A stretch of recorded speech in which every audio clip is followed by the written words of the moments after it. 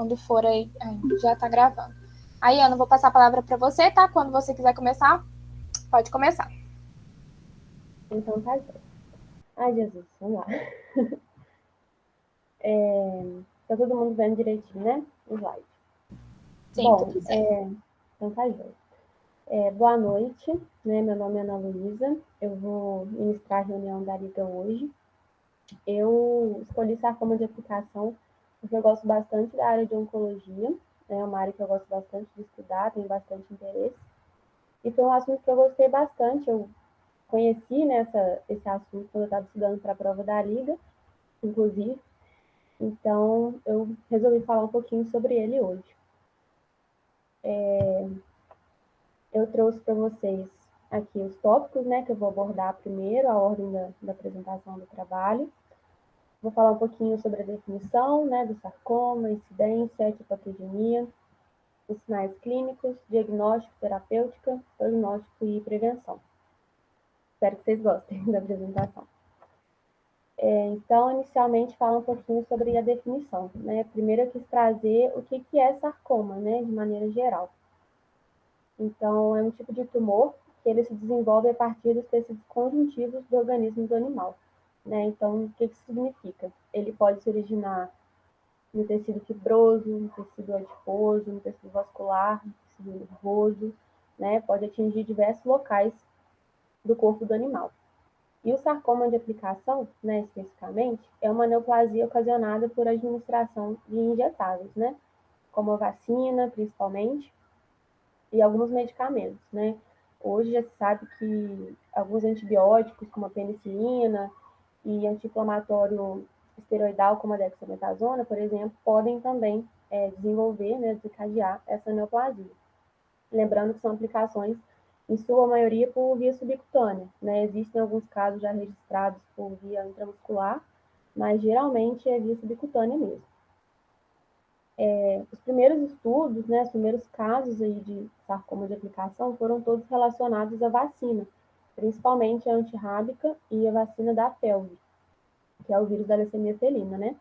Então, a primeira nomenclatura era sarcoma associado à vacina ou sarcoma vacinal, mas como já tem registros, né, de outras substâncias, né, causando essa neoplasia, o nome se alterou para sarcoma de aplicação, que é o termo usual, né, hoje em dia. É um tumor de caráter agressivo, né, e com alta taxa de reincidência local. Ou seja, você pode tratar esse tumor, né, e depois de um tempo o animal voltar a desenvolver essa neoplasia. Com relação à incidência, não tem nenhuma predisposição por sexo ou raça, né, que já tenha sido comprovada, ou seja, qualquer gatinho pode desenvolver, né, mas é uma neoplasia rara, né, comete cerca de 1 a 10 gatos a cada 10 mil animais vacinados. Esse número ele vai variar um pouquinho, né, dependendo do estudo que você estiver lendo, mas em média é isso.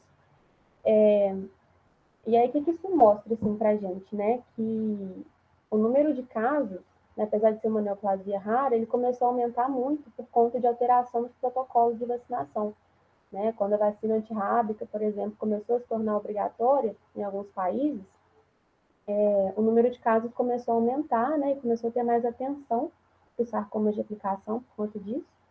E demonstra também, juntando com o fato de não ter essa predisposição, que um fator que possa desencadear, né, o desenvolvimento dessa neoplasia esteja muito relacionado com o animal em si, né, assim, inerente daquele paciente, né, específico dele.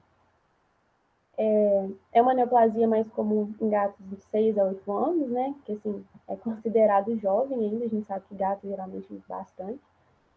E aí o que acontece? Existe alguns estudos, né, que mostram as probabilidades que aquele animal vai ter de desenvolver a neoplasia, né? Então, o animal, vamos pensar aqui em vacina, né, que toma uma dose, ele já tem 50% de chance a mais de desenvolver essa neoplasia do que um animal que não foi vacinado, né? E aí, conforme esse número de doses vai aumentando, as chances também vão aumentando, né? Então, com 2 doses, esse número já passa para 127%, e 3 doses ou mais para 175%. Lembrando que o local de aplicação vai influenciar muito, né? Se for aplicado no mesmo local, muito perto, essas chances podem acabar aumentando um pouquinho, né? A gente vai falar disso mais para frente. Então, relacionado à etiopatogenia. A maneira como o sarcoma de aplicação se desenvolve, ela ainda não está muito bem elucidada, né? Ainda existem muitas dúvidas com relação a isso, mas eu trouxe para vocês, assim, que eles acreditam que aconteça, né? Vou falar voltado para vacina, porque, como eu falei, a maioria dos casos está relacionado com vacina, né? E aí, o que acontece? Existem alguns tipos de vacina hoje em dia que são vacinas inativadas, né? Ou de vírus morto e tal. E aí, o que acontece? Eles precisam de algum composto que garanta uma melhor resposta do organismo àquela vacina. E aí existem os adjuvantes vacinais, que são substâncias ali adicionadas a essa vacina, né? Que vão gerar uma reação mais forte, vamos dizer assim, né? Do organismo mesmo, do sistema imune do paciente. E aí, na maioria dos estudos de sarcoma por aplicação, o adjuvante vacinal feito de alumínio era o mais presente. Né? O adjuvante de alumínio ele é bastante utilizado porque ele facilita, né, garante uma forte resposta de TH2, que é uma célula auxiliar, promove uma boa liberação do antígeno, né? Então, ele acaba ajudando muito numa resposta imune melhor. Então, assim, o adjuvante vacinal composto por alumínio, ele está muito relacionado com, com a formação desse sarcoma. E aí, o que acontece? Isso acaba gerando inflamação crônica, né?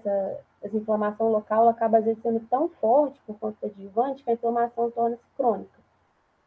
E aí o corpo vai responder, né, reagir, criando uma resposta de reparação tecidual, né, de cicatricial, que eles falam. E aí são acionados os fibroblastos e os miofibroblastos, que são células que estão relacionadas com essa resposta cicatricial, né? Só que o que acontece? Ocorre uma proliferação exacerbada dessas células, né? E quando elas são estimuladas antigenicamente ou por algum adjuvante vacinal, elas têm uma tendência maior a sofrer transformação celular, né? Algum tipo de mutação, vamos dizer assim, né? E aí, quando essas células já transformadas entram em contato em associação, né, entre associação com algum carcinógeno ou com algum oncogênio, seria uma possível indução para o surgimento do sarcoma. Né? Então, assim, não está totalmente esclarecido, mas eles acreditam que possa ser dessa forma, porque a partir dessa associação das células já alteradas, né, com algum fator já predisponente geneticamente desse animal, essas células tornam-se malignas, né, e aí ocorre a formação do sarcoma, mas né, não tem nada 100% certo até o momento. E aí, entrando na parte dos sinais clínicos, né, o principal seria a presença de uma massa firme, né, bem demarcada, com possível ulceração do subcutâneo. E o local de aparecimento dessa massa mais comum é a região interescapular, né, que é um local bem comum de aplicação, a gente inclusive vê nessa imagem, né, que está aí. E aí, o que acontece? Dependendo do tamanho que esse tumor estiver apresentando, né, igual na imagem ele já está bem desenvolvido, o animal já pode estar apresentando prejuízo na função dos membros, né? No caso desse animal da foto, provavelmente os membros torácicos já estão comprometidos, né? A locomoção desse animal já está comprometida. Sem contar a dor que ele pode estar sentindo, né? Muito provavelmente. E aí o paciente pode vir a apresentar também dispneia e intolerância ao exercício. O sarcoma de aplicação, né, assim como qualquer neoplasia, pode apresentar metástase, né, gente? Então, assim, o órgão principal de metástase desse tipo de sarcoma é o pulmão. Então, se acontecer desse órgão já estar acometido, ele vai apresentar um quadro clínico, né, relacionado aí ao sistema respiratório dele, né? E aí, além disso, ele pode apresentar também alguns sinais clínicos inespecíficos, né? Inapetência, apatia, e aí isso pode significar uma série de coisas, né? Então, é importante que a gente vá unindo mesmo esses sinais e faça um diagnóstico correto, né, do paciente. Então, já entrando nessa parte do diagnóstico, no caso do sarcoma de aplicação, ele vai ter alguns objetivos que são importantes de serem colocados aqui. Né? Primeiro, a detecção, você confirmar que aquilo é um sarcoma, né, de aplicação, porque isso vai direcionar toda a sua terapêutica, toda a sua abordagem seguinte, né? O tipo histopatológico, como eu falei lá na frente, pode atingir uma série de locais diferentes, né? No caso do sarcoma de aplicação em felinos, o principal é o fibrosarcoma, mas o animal pode vir a apresentar qualquer tipo, né? Então é importante ter essa identificação também. A extensão, né? Você saber já o tamanho, como é que está o desenvolvimento desse sarcoma e a possibilidade de metástase, né? Tudo isso vai direcionar muito a terapêutica também, a abordagem que você vai usar. E aí, as atividades normais, né? Você fazer uma anamnese desse paciente, que é basicamente você ter uma noção do histórico clínico, né? Você perguntar ao tutor se ele teve uma aplicação prévia, né? Se ele foi vacinado recentemente, se o local onde essa massa está presente coincide com uma aplicação que foi feita anteriormente, né? Avaliar a taxa de crescimento, o tempo de evolução dessa massa, é realmente o histórico clínico, né? Saber o que aconteceu anteriormente com aquele animal. Exame físico, você avaliar a localização, a consistência, a aderência, o tamanho, o formato daquela massa, né? E avaliar os parâmetros normais também, né? Que a gente já costuma olhar, que é coloração de glucosa, tempo de preenchimento capilar, você fazer uma ausculta, né, cardíaca e pulmonar desse paciente, é super importante também. A gente pode fazer uso dos exames laboratoriais, né, no caso, fazer um hemograma completo, um bioquímico, uma urinálise, porque isso ajuda muito a ter uma noção geral de como está o animal, né? Muito provavelmente, se for mesmo sarcoma de aplicação, ele vai precisar de uma remoção cirúrgica, né, de uma abordagem cirúrgica. Então, você não pode simplesmente operar o animal, né? Você precisa saber como é que ele está no geral, então é importante cuidar dessa parte também. E os exames de imagem. No caso do sarcoma de aplicação, o exame de imagem ele é muito importante porque ele ajuda muito, né?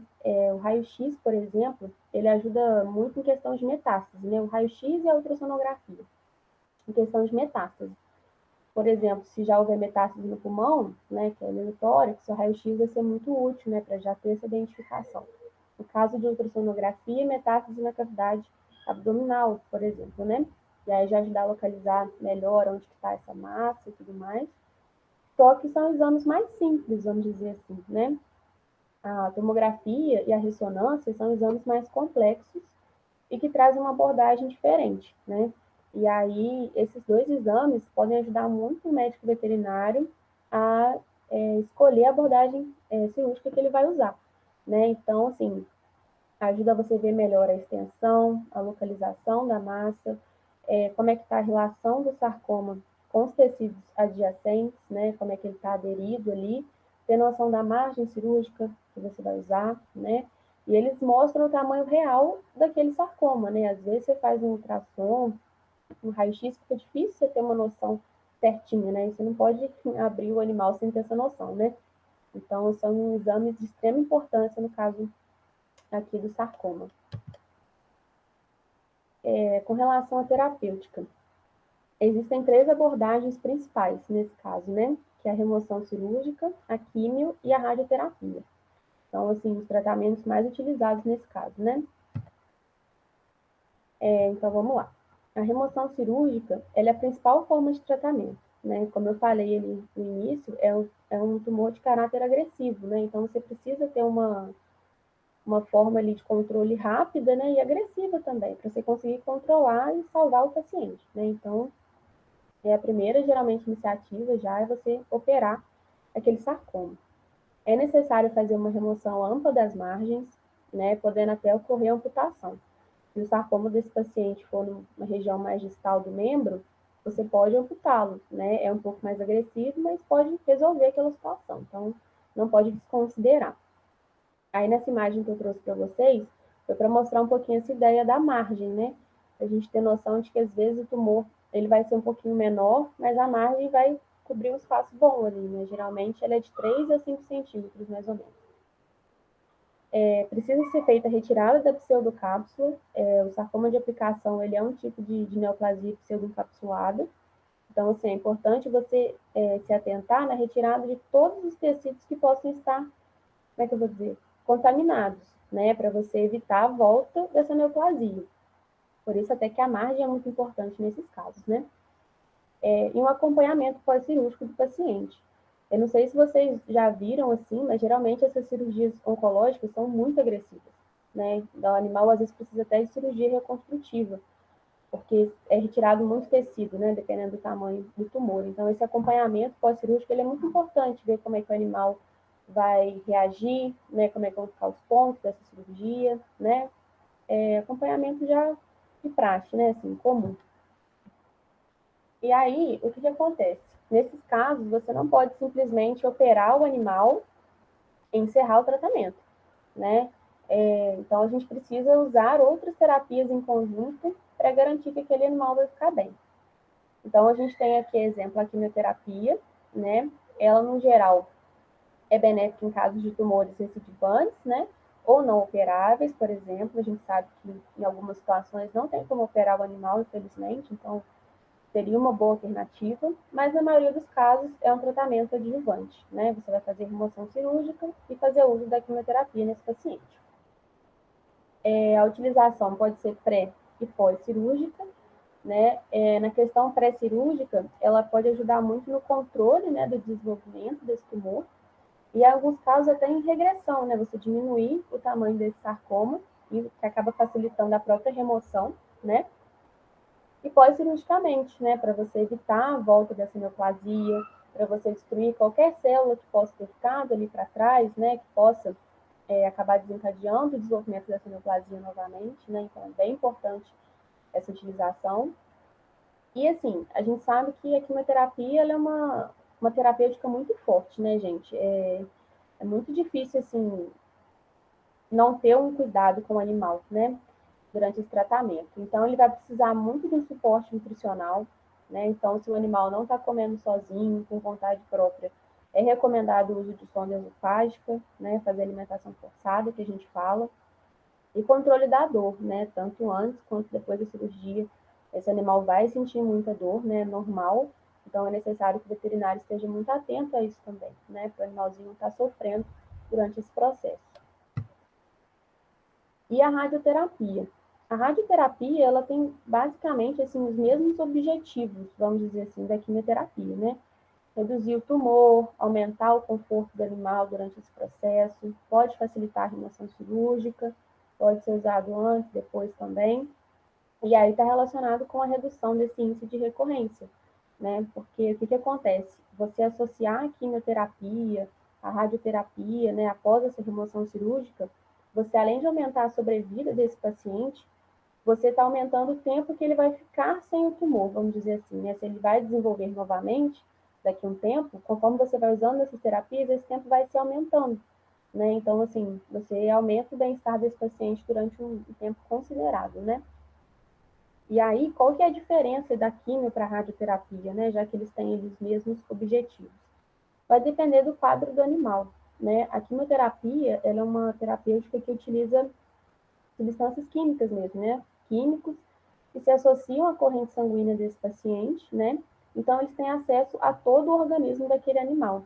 Por isso que a gente fala que a quimioterapia é mais complexa, porque além de ter acesso às células doentes, ele vai ter acesso às células saudáveis, né? Então, a gente nunca sabe o que pode acontecer, basicamente, né? Então, assim, é uma terapia um pouco mais agressiva. Já a radioterapia, você vai fazer a aplicação dessa radiação no local, na região onde tinha esse tumor, né? Então, é uma terapia mais localizada. Ela geralmente é escolhida em casos onde não há metástase, né? Você precisa cuidar só de uma região específica.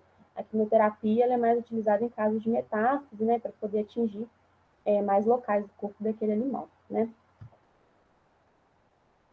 E aí o prognóstico. O prognóstico é como o animal vai ficar depois, né, da terapia ou até mesmo durante ela.